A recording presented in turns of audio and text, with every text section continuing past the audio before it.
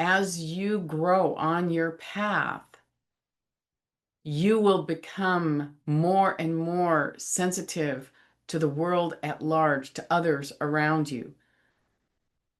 It could be that you're feeling others that you spend a lot of time with or that you care about deeply. Or it could be that you're feeling just the mass emotional depression that may be happening in the world, in humanity itself.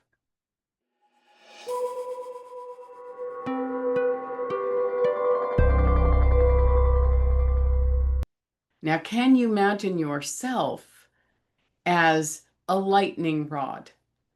But instead of it being lightning, we're really talking about really difficult, dark emotions that on your spiritual path, it has somehow become imperative that you become a grounding force on the planet so that you're receiving this intensity, but you're grounding it and you are doing it so that whatever that energy is, you're limiting its destructive factor. When you see it that way, then instead of being a victim of circumstance or some negative thoughts you're having, you're suddenly a superhero. And this is important to see yourself as on a spiritual path because we're really doing something remarkable, something beyond human, something beyond what the average human is taking on. So on a path, we're saying feel it, ground it, and love others anyway. And that's the process of creating this incredible strength of heart that is completely undeniable and unbreakable. And that's what we're searching for on our path. One of the things we're searching for. One of the things we're building. So as an empath or a grounding rod, there are varied ways that you can approach what you're feeling. If you feel like this is something that someone you know is going through and it feels very connected to a dear friend or a family member, then possibly you can study what it might look like for you to move out of the depression or release the depression, knowing that you are helping that person. You're making their burden lighter.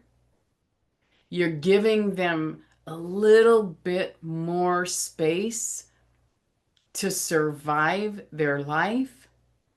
And also imagine that you are collecting information and tools that either in that moment or in the days following, you can reach out to that friend and support them with your newfound insight and information.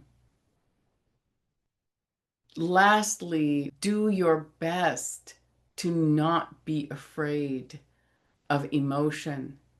Do your best to not be afraid of whoever it is that you are, to not be afraid of whatever it is that you are going through on your path. Fear is very natural. So I'm not saying we could just say, oh, I'm not going to be afraid, but we know that there's a normal reaction of fear. And then there's the fear that we build up and build ourselves into potentially an anxious frenzy. And that's what we want to set aside.